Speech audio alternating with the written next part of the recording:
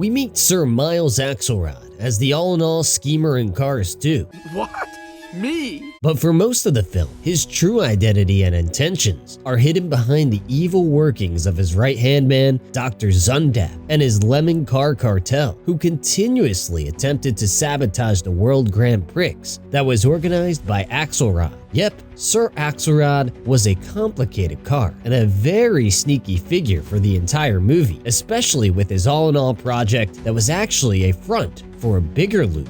But what if there was a deeper reason for the creation of Allinol, a secret rooted in his past? There might be some things you've missed about his scheme. So if you're still confused by Mater's revelation at Buckingham, here is a complete breakdown of Sir Miles Axelrod's insane Allinol project and how he intended to take down the world with his plan. First, it's important to look further into Axelrod's history, because on the front, Sir Miles Axelrod is a billionaire car and owner of the Axelrod Industries. But deep down, he was a lemon. Lemon? Yeah, you know, cars that don't ever work right. Lemons is a tow truck's bread and butter. Who was bullied and made fun of most of his life. He probably had been bullied to such a point that he couldn't take it anymore, what eventually made him turn evil. And I think it also had something to do that he hasn't always had the best friends around. Because when we look at Cars 3, we can see an image of Miles Axelrod in Mr. Sterling's office. If you have seen Cars 3, you know that Mr. Sterling also wasn't the most friendly car, and he probably wouldn't have had such a good influence on Axelrod during their friendship. In Cars 2, Axelrod might have looked like a wealthy car, but he was still made fun of by other cars because of his rather odd build. You see, the animators at Pixar designed Axelrod based off the Range Rover Classic and Land Rover Defender 90, which are two cars famously known for their weird builds, so he wasn't the most good-looking vehicle in the Cars universe. But his build wasn't the main reason he was being bullied, it was because of his engine.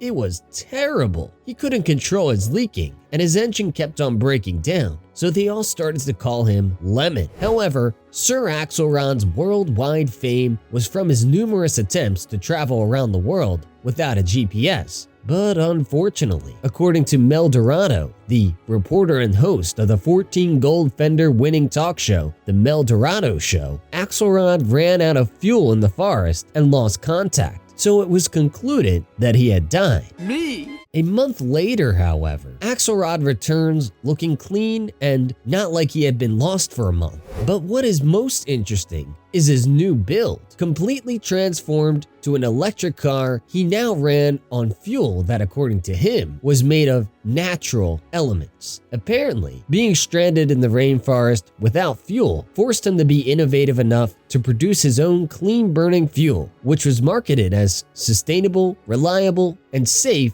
and named Allinol. Well, when we hear the rest of his story, I doubt if this was all really true. But we will get to that later, because after the publicity of Allinol, Sir Axelrod goes all out to get the world to adopt his new alternative energy. He reportedly sells his oil company, which is the biggest reserve that the franchise records, goes on several shows and interviews to push the positive media narratives of Allinol, and organizes a global racing competition, the World Grand Prix, where all the competitors are expected to only run on Allinol, and of course, which Lightning McQueen is a part of. And that's when Mater is introduced as a very interesting part of Axelrod's story. Mater, Tow Mater, that's who. So after Lightning gets his invitation to the World Grand Prix, he and his best buddy Mater travel to Japan for the first race, but in the most Mater-esque way, the friendly rusty truck finds himself caught up in a fight between American Special Agent Rod Torque Redline and Dr. Zundapp's henchmen Grem and Acer.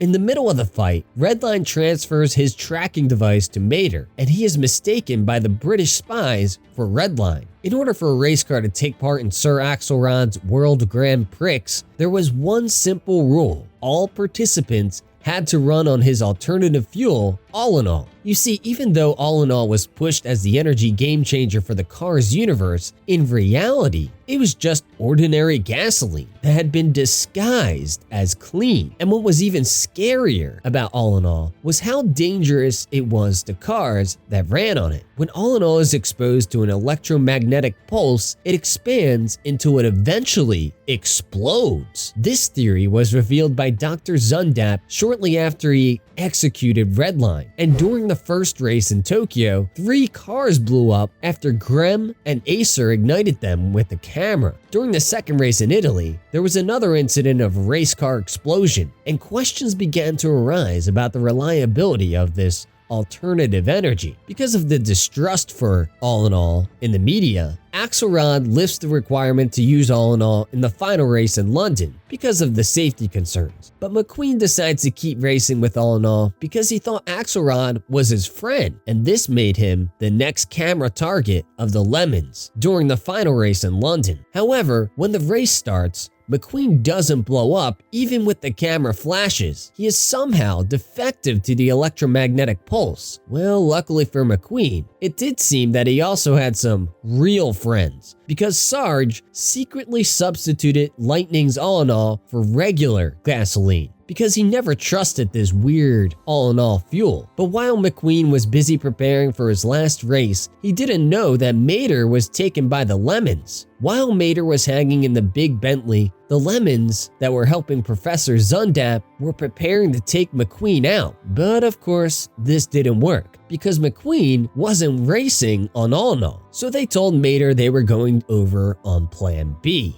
Well, they told Mater that Plan B was a bomb under McQueen's hood, but in reality, it was actually Mater's hood. They tricked Mater to kill both cars at once, but their plan fails as Mater exposes Axelrod as the mastermind behind all the evil that has been going on, his evil plan with Allinol, and how he has been working behind the scene as the leader of the Lemon Gang. But the big question now is, how exactly did Axelrod plan on ruling the Cars universe by sabotaging his own invention, Allinol? You see, the real truth is that the main reason Axelrod wanted to take over the Cars universe was to take revenge on the car kind for how cruel they were to him as a lemon. Sir Axelrod and the rest of his lemons are cars that have always been bullied for their looks and appearance. During one of the Lemon Cars meeting that Axelrod attended as an anonymous leader, he said, "What if? You're basing this off a what if? The world turned their backs on cars like us. They stopped manufacturing us, stopped making our parts. The only thing they haven't stopped doing is laughing at us. They've called us terrible names: jalopy,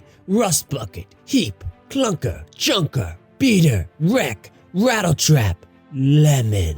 But their insults just give us strength, because today, my friends, that all ends. They laughed at us, but now it's our turn to laugh back."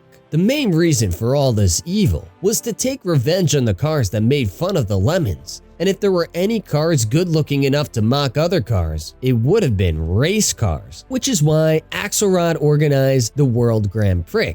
That led to a lot of race cars having their engines blown up during the competition. Axelrod knew how dangerous the energy form was, which was why he lied about converting his engines while still using regular oils. The first hint of this was in Tokyo, where he leaked and blamed Mater for the mess. And during the confrontation at Buckingham, Mater made it his goal to prove that he wasn't responsible for the spill. During his evil meeting, Axelrod also said this was meant to be alternative fuel's greatest moment. But after today, everyone will race back to gasoline. And we, the owners of the world's largest untapped oil reserve, will become the most powerful cars in the world. They will come to us, and they will have no choice because they will need us. So what did he mean by this was meant to be alternative fuel's greatest moment, if he was the one that allegedly created the alternative fuel? After Sir Axelrod's return from the rainforest, the reports were that he sold his oil company and invested all his resources into the development of Allinol, but that seemed to be false. Axelrod was a billionaire, so money was